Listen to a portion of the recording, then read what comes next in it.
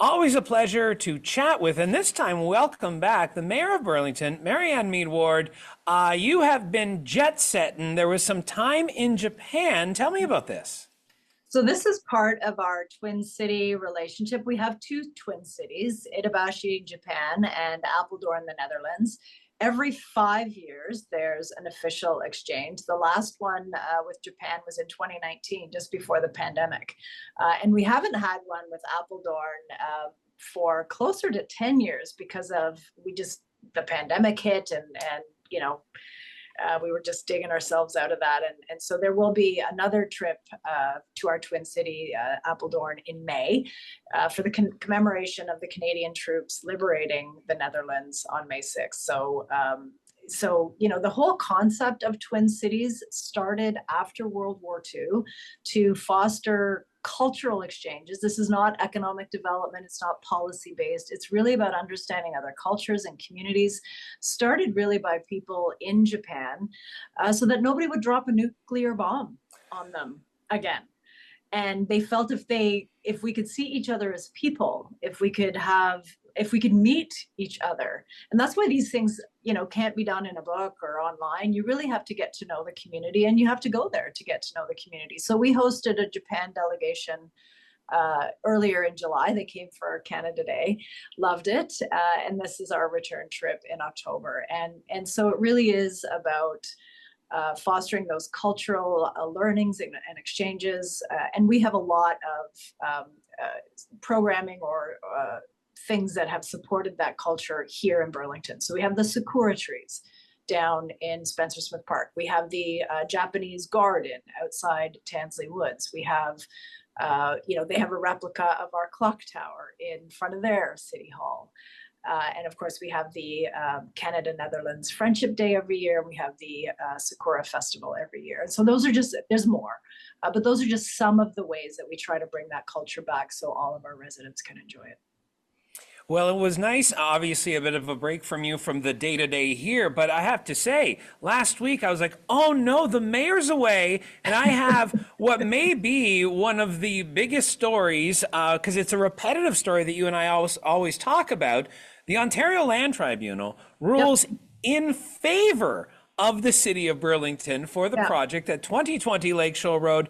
This is rare. You hear this. Were you surprised? Very surprised, exceptional, very happy. Obviously, I got that email. I don't even know what hour of the day it was in Japan when I saw that, but it was very unexpected. And because the tribunal is really pro-development, and that's kind of their mission, is to just make it so. And hang the reasons why this particular development in this place at this scale isn't necessarily the best one. And so very, very happy about it. The proposal was for two 35 to 40 story buildings with a podium connecting them, using almost every inch of the property. They eventually conceded a little bit to give us a small amount of green space attached to Spencer Smith Park, nowhere near what we would be entitled to take for a project of that scale. So there was just all kinds of things that were wrong about this proposal. And the OLT, thankfully, shockingly, I think the world shifted on its axis there a little bit, agreed with us and agreed with our expert witnesses. So what it means now is that this proposal can't be built. However, there's nothing stopping the applicant from submitting something different. And then we go through the same process we went through the last time. So I'm hoping that they will realize that it's not anything goes down there, and the OLT has made that very clear, and that they'll come to the table and be more reasonable. And we're not opposed to redeveloping this parcel of land, but it has to be reasonable. And the residents have actually proposed. They submitted a proposal, a group of residents calling themselves Plan B, so coming up with an alternative. Said, look, this alternative proposal that gives a lot more green space contiguous with Spencer Smith, fewer buildings at a smaller scale, could be something that would be more appropriate. So the ball's really now in the hands of the property owner, whether they want to submit something new. All right. Well, we'll now be following that along, I'm sure, as whatever is next comes about for that property. With the here and now, though, hey, it's tax time. The Yeah, city of Burlington budget proposes a 4.9% tax increase. From what I recall, this is lower than last year, correct? it is. Yeah, it's about a point or two lower than I think it was over six actually, the total tax increase, and that includes, of course, City of Burlington, Region of Halton, and education taxes. So that's the total tax bill for residents as proposed. So council now, so myself and staff have done our work together to present this budget. I issued a mayor's direction in June, which was endorsed by council, to direct staff to prepare a budget according to four principles: affordability, transparency, livability, and forget the last one. I should have it in front of me. Sustainability, our infrastructure levy. And they did that.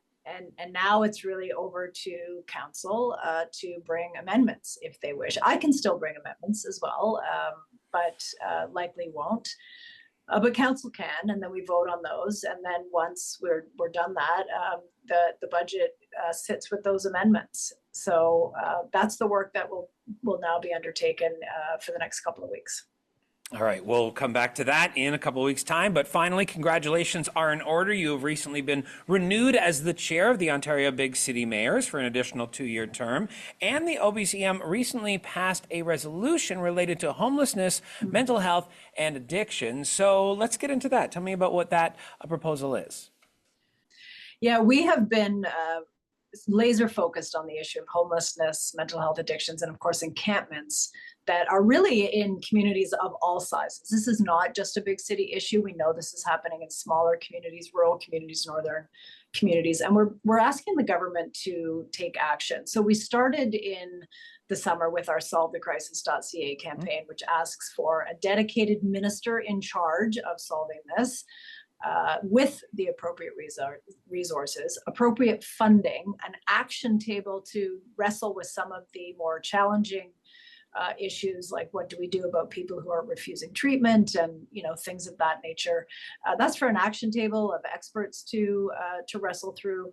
But our most recent resolution said, okay, we're going to try to be a little helpful to the government and suggest some things, some areas where we think they need to focus on. And two of those are reviewing the Mental Health Act and reviewing the Trespass Act to see that they haven't been reviewed in ages.